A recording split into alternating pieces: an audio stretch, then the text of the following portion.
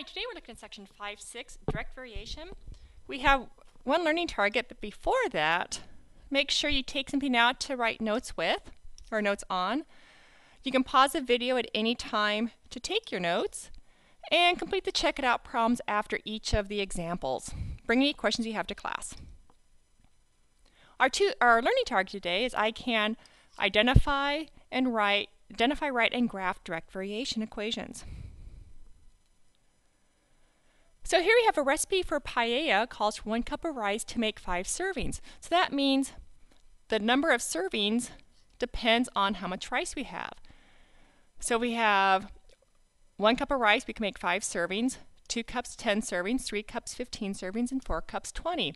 This is what we call a direct variation equation. We can write the equation y equals 5x, and that's just the number of servings varies directly, and that's what we're talking about today. Number of servings varies directly with the cups of rice. So y varies directly with x. And then again, this is called direct variation. It's just a special type of linear function, but it can be written in that form, where y equals kx. Notice we have a new variable. We have k. K just stands for our constant of variation, and it has to be a non-zero number. Positive or negative, they can be a fraction. It just has to be anything other than 0, because when k is 0, this whole term goes to 0.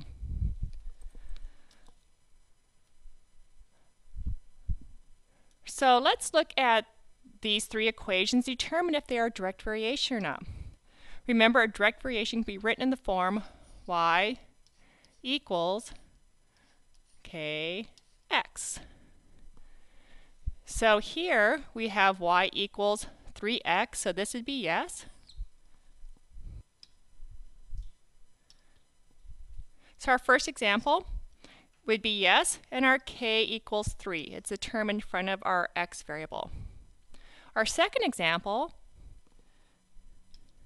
we have 3x plus y equals 8. Let's see if we can write it in this form.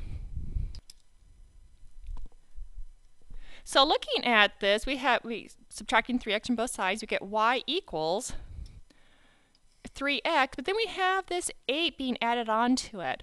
It's not the same, so this is going to be no. And our last example, we have negative 4x plus 3y equals 0. So let's see again if we can write it in that form. If we can, it'll be direct variation. So yes, looking at this, we first start with adding 4x to both sides, leaving us with 3y equals 4x, dividing both sides by 3. So we get y equals 4/3 x. So it is in that form. And our constant of variation, our k, is going to equal 4/3. It's a coefficient in front of the x term. Now it's your turn. You have these 3 check it out problems to work on and see how you do. So let's see what happens. Right now, this is the form, our direct variation for direct variation graphs or equations. If we solve it for k, let's see what equation we end up with. So solving our equation for k, we have to divide both sides by x, leaving us with y over x equals k, or k equals y over x. So in this case, we know what our constant of variation is the y value over the x value.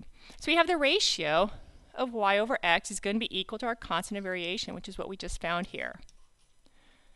Another way to identify direct variation is to check whether our ratio y over x is the same for each ordered pair, except you can't check at x equals 0 because we cannot divide by 0.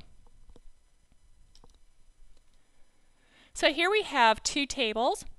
So our first example, we're given 3 ordered pairs, xy, xy, and xy.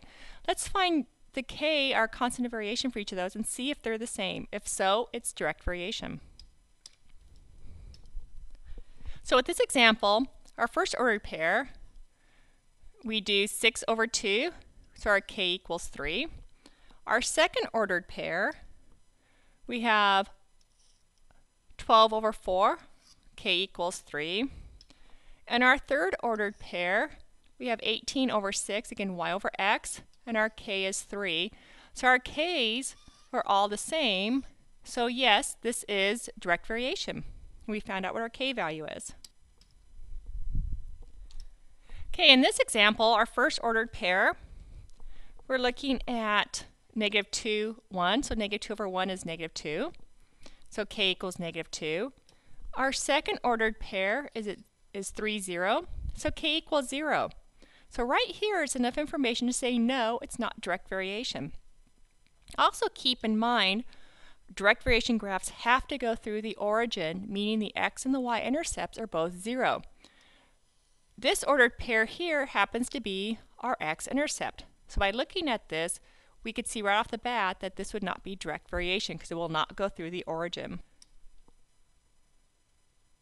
So again, keep in mind all direct variation graphs have to go through the origin at 0, 0. Our x-intercept must be 0 and our y-intercept is going to be 0. Here you have 3 check-it-out problems to do. And again, keep in mind whenever you have a 0 as one of your coordinates for your ordered pairs, and the other coordinate here, this is telling us our x-intercept is at the point negative 3, 0, which is not going to be the origin. So that's going to help you. Look for zeros. Our next example, we want to find the value, or we're told the value of y varies directly with x. So this statement here tells us we have a direct variation. Our dependent variable varies directly with our independent variable. And we're told y equals 3 when x equals 9. We want to find y when x equals 21. Okay, so here, again, we need to have, here's our form for direct variation, y equals kx. So we're given a y value and an x value, so we can plug that in. Here's our y, here's our x, plug those in. So 3 equals k times 9, divide both sides by 9. We get our constant of variation to be k equals 1/3. So now we can take that value and plug that into here. This is our constant of variation. This is our x, and we just solve it for y. 1/3 times 21 is 7. So when x is 21, y is 7. When x is 9, y is 3. You can also set up a proportion for this also. Here's your check it out. Bring any questions you have to class. Again, if you get in the habit of writing down the direct variation equation and plugging in the values that you know, there's only one variable to solve for. And then do that again with the variable that's missing when you rewrite it. Number 4, we have a group of people are tubing down a river at an average speed of 2 miles per hour. We want to write a direct variation equation that gives the number of miles, y, that the people float in x hours, and then graph it. Okay, so again, we start with our direct variation equation, y equals kx. In this case, k equals 2 because that is the constant of variation. So this becomes our equation, direct variation equation, y equals 2x. To graph it, we know it has to be at the origin. When x is 0, y will be 0. That's one point. And then we can pick another point. When x equals 1, y equals 2. So we can plot another point at 1, 2. You can continue up. When x is 2, y is 4. When x is 3, y is 6. And then we draw our line in because it's going to go all the way, or draw our ray in because it can't be anything negative there. So again, every direct variation graph will go through this point, will go through the origin. Here's your check it out problem. Bring any questions you have to class. So to sum it up, a direct variation graph always will go through the origin, meaning the x-intercept is always 0, and the y-intercept will always be 0. And k is a constant of variation direct variation equation. So we can y equals kx, or solving for k equals y over x. So good luck, and thank you much.